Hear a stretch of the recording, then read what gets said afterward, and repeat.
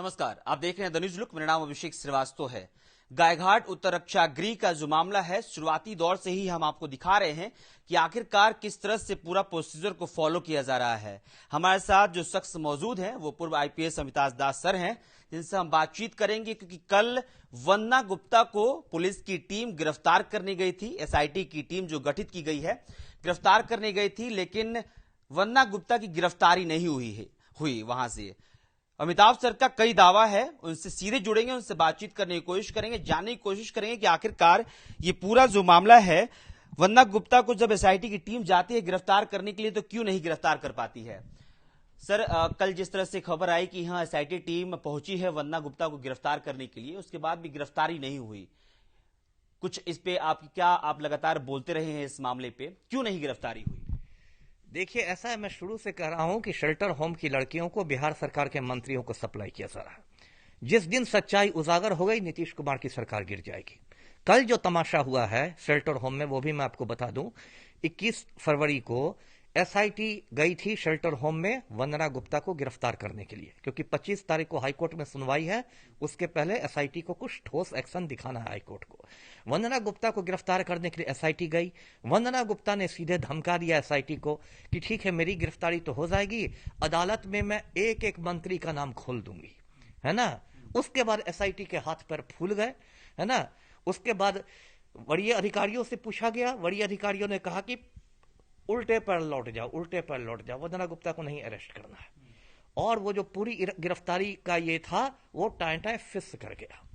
तो आज की तारीख में ये स्थिति हो गई है कि वंदना की सरकार की औकात ना वंदना गुप्ता को गिरफ्तार करने की है, ना वंदना गुप्ता को निलंबित करने की है, ना ही वंदना गुप्ता का ट्रांसफर करने की है। क्योंकि वंदना गुप्ता के पास ऐसे राज छिपे हुए हैं सरकार का कि वो पूरे नीतीश सरकार को गिराने की स्थिति में है। वंदना गुप्ता को गिरफ्तार नहीं कर पाई, पुलिस जो भी वरीय पदाधिकारी हैं उन्होंने ये इजाजत दी कि आप लोग वापस आ जाइए। इसका मतलब तो ये पूरा मामला ये लंबा चलता रहेगा और इसका कुछ भी नहीं हो पाएगा। देखिए, मैंने कहा ना कि सच्चाई उजागर होगी तो नीतीश कुमार की सरकार गिर जाएगी। आज की तारीख में एसआईटी का गठन हुआ है। सीएम हाउस से, मुख्यमंत्री आवास से एसआईटी को आदेश दिया गया है कि मेरा यानी अमिताभ कुमार दास का बयान दर्ज नहीं करना है। मेरा स्टेटमेंट इसलिए नहीं रिकॉर्ड करना है, मेरा बयान यदि दर्ज हो जाएगा, केस डायरी में आ जाएगा, तो हो सकता है पटना हाई कोर्ट उसके आधार पर सीबीआई जांच के आदेश दे। और मुजफ्फरपुर बालिका गृह कांड में आपने देखा था 3-4 साल पहले, सीबीआई जांच के बाद बिहार सरकार की कैसी हालत पतली हो गई थी, है ना। जो समाज कल्याण मंत्री थी मंजू वर्मा, सीएम की बहुत करीबी थी, उनको इस्तीफा देना पड़ा, उनको फिर जेल की हवा खानी पड़ी। उनके जो पति परमेश्वर थे ये चंद्रशेखर वर्मा, उनको जेल की हवा खानी पड़ी। जो सूत्रधार था केस का ये ब्रजेश ठाकुर, वो आज तिहाड़ जेल में उम्र कैद काट रहा है। तो सीबीआई जांच के बाद आपने देखा था मुजफ्फरपुर बालिका गृह कांड में सरकार की कैसी दुर्गति हो गई थी। तो इस केस में भी यदि सीबीआई जांच होगी तो इस केस में मैं बार बार कह रहा हूं कि सच्चाई उजागर होगी, सरकार गिर जाएगी। महामहिम के पास आपने चिट्ठी लिखा, आपने ये दावा किया कि हमारे पास बहुत सारे सबूत हैं, फिर भी अमिताभ सर का स्टेटमेंट रिकॉर्ड नहीं किया जाता है। आगे अमिताभ सर के पास क्या है ऑप्शन, जिससे कि अपनी बातों को उन तमाम चीजों के सामने या न्यायालय के सामने रख पाए? जी, सारे मेरे ऑप्शन खुले हैं। 90% मेरे पास सबूत इकट्ठे हो गए हैं, 10% सबूत बचे हुए हैं। मैं पुख्ता सबूत करके, हलफनामा करके, एफिडेविट करके दूंगा। सरकार के भागने के सारे रास्ते बंद हो जाएंगे। मैं आपको बता दूं कि सरकार शेल्टर होम मुद्दे पर गिरने वाली है। नीतीश कुमार के हाथ पैर फूल गए हैं। आप प्रशांत किशोर को बुला लें, किसी को बुला लें, कितनी भी चाणक्य की रणनीति लगा लें और कितनी भी पटकथा लिख दें, है ना। हमारे मुख्यमंत्री तो पटकथा लिखने में माहिर है। कब 12 बजे रात में अंतरात्मा जग जाए, कब 1 बजे सो जाए, कोई नहीं जानता। तो किस्म किस्म की पटकथाएं लिखते हैं और रणनीति बनाते हैं, और हाथ पैर फूल गए हैं इनको। प्रशांत किशोर को बुलाया गया है कि भाई इस क्राइसिस को जरा, इस संकट से हमको उबारो। ये सब कुछ नहीं होने वाला है। ये जो शेल्टर होम है, गायघाट शेल्टर होम कांड इतना बड़ा कांड है कि देखिए, इसमें तो परत दर परत खुलती जा रही है, परत दर परत। देखिए, इतनी इन लोगों ने धोखाधड़ी किया। भाई, पटना हाईकोर्ट में एडवोकेट जनरल ने कहा था, महाधिवक्ता ने कहा था कि केस का अनुसंधान डीएसपी या उससे ऊंचे रैंक की महिला अधिकारी करेगी। इस बात को कोर्ट के रिकॉर्ड में लाया गया और उसी आधार पर ऑनरेबल हाईकोर्ट ने आदेश दिए।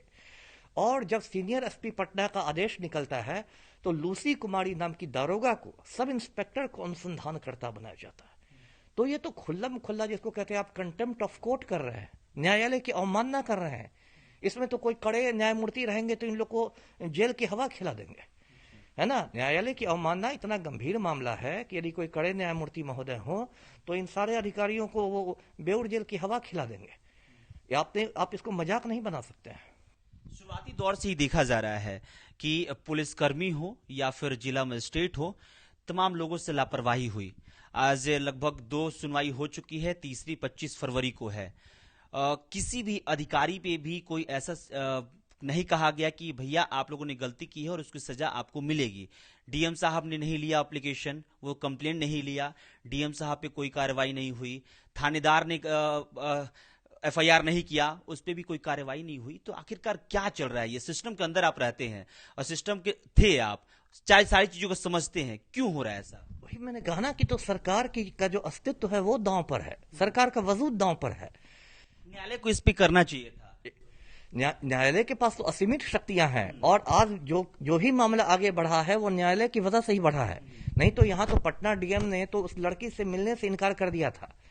मैं पटना डीएम जो हैं, अगर आज उनके कार्यालय में कोई सत्ताधारी पार्टी का विधायक पहुंच जाए तो वो कार्यालय में भरतनाट्यम करने लगेंगे जिलाधिकारी। मैं जानता हूं सबको। लेकिन जब एक पीड़ित लड़की पहुंचती है जो रो रो के बता रही है कि मेरे साथ जुल्म हुआ, मुझे नशा दिया गया भोजन में और मेरे साथ यौन उत्पीड़न हुआ, तो जिलाधिकारी महोदय मिल नहीं रहे हैं उससे। ये क्या मजाक है आपका? और मुख्यमंत्री समाज सुधार यात्रा पर निकलते हैं। ऐसा लगता है कि राजा राम मोहन राय की आत्मा नीतीश कुमार में घुस गई है और ये समाज सुधार की बात करते हैं, और आपका जिलाधिकारी एक पीड़िता से मिलने के लिए तैयार नहीं है। ये कैसा सुशासन चल रहा है? 3 घंटे तक समाज कल्याण विभाग ने पीड़िता को बुला के रखा और बाद में कहा कि नहीं, सिर्फ बातचीत हुई थी, उसका बयान दर्ज नहीं हुआ था। इसको और पेचीदा करने की कोशिश की जा रही है क्या? लंबा पेचीदा नहीं, लीपा पोती है ना, सारे सबूतों को नष्ट कर दे। वंदना गुप्ता का क्या ट्रांसफर नहीं हो सकता था? क्या सिर्फ वो जिस भी पद पर है, बिहार में और भी शेल्टर होम्स हैं, यदि वो समाज कल्याण विभाग के अधिकारी है उसको विभाग में बुलाया जा सकता था, मुख्यालय में उसे उसी पद पर रहने दिया गया है, वहीं पर रहने दिया गया है। वो सबूतों के साथ छेड़छाड़ कर सकती है, सबूतों के साथ वो छेड़छाड़ कर सकती है, कागजों के साथ छेड़छाड़ कर सकती है। अभी वहां नया मामला आया है संजीदा खातून का, रोहतास के कोशस की रहने वाली थी, संजीदा मौत हो गई थी अंदर।